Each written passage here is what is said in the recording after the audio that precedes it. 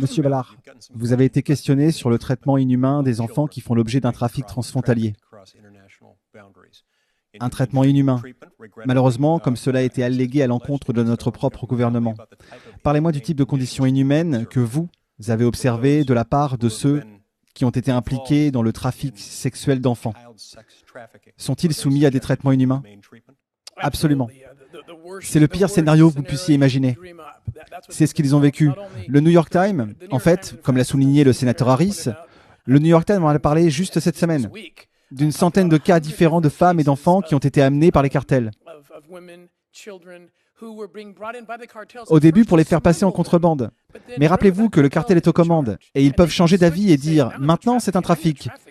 Je vais faire de la traite humaine avec vous, je peux faire plus d'argent si je vous garde. » Et ils commencent à violer ces enfants en les attachant, en leur liant les mains avec du ruban adhésif.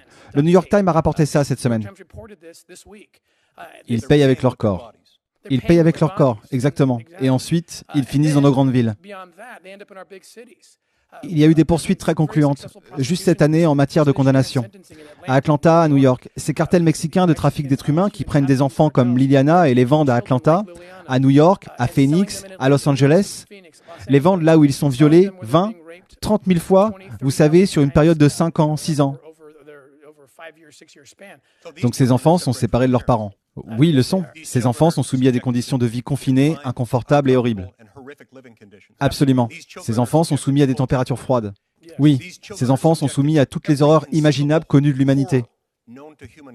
Absolument, ils le sont, oui. Et la politique américaine facilite et même encourage cela, n'est-ce pas? Malheureusement, je pense que c'est le cas. Monsieur McClellan nous a dit plus tôt qu'aujourd'hui, qu'au cours des 10 derniers mois seulement, il y a eu 1700 signalements de cas répertoriés d'adultes se rendant aux États-Unis depuis notre frontière méridionale et prétendant à tort être un parent ou un membre de la famille de l'enfant.